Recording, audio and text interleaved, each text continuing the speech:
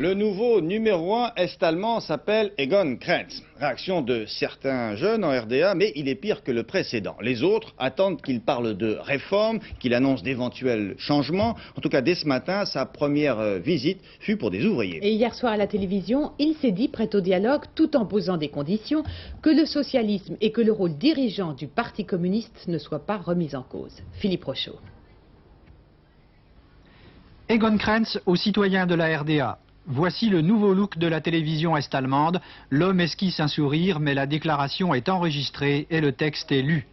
Krenz se déclare prêt au dialogue, mais pas dans l'anarchie, pas de retour de l'Allemagne au capitalisme et maintien du rôle dominant du parti.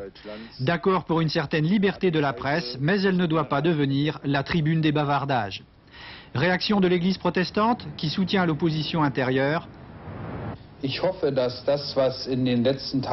C'est un homme d'Honecker. Il continue ce qu'a fait Honecker. J'espère que les dizaines de milliers, puis les centaines de milliers de manifestants qui sont descendus dans la rue seront écoutés et que cela sera pris en considération par le bureau politique.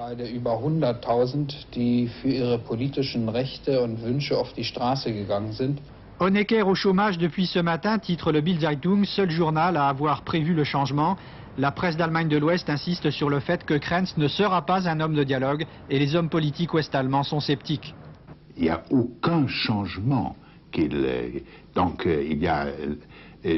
public n'est pas satisfait du tout. Ce que les gens réclament, c'est naturellement un pluralisme.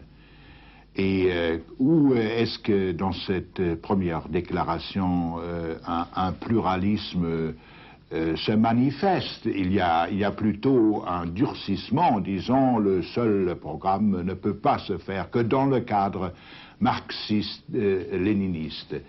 Donc je crois dans une certaine manière il faut se rendre compte c'est le vrai successeur de Honecker.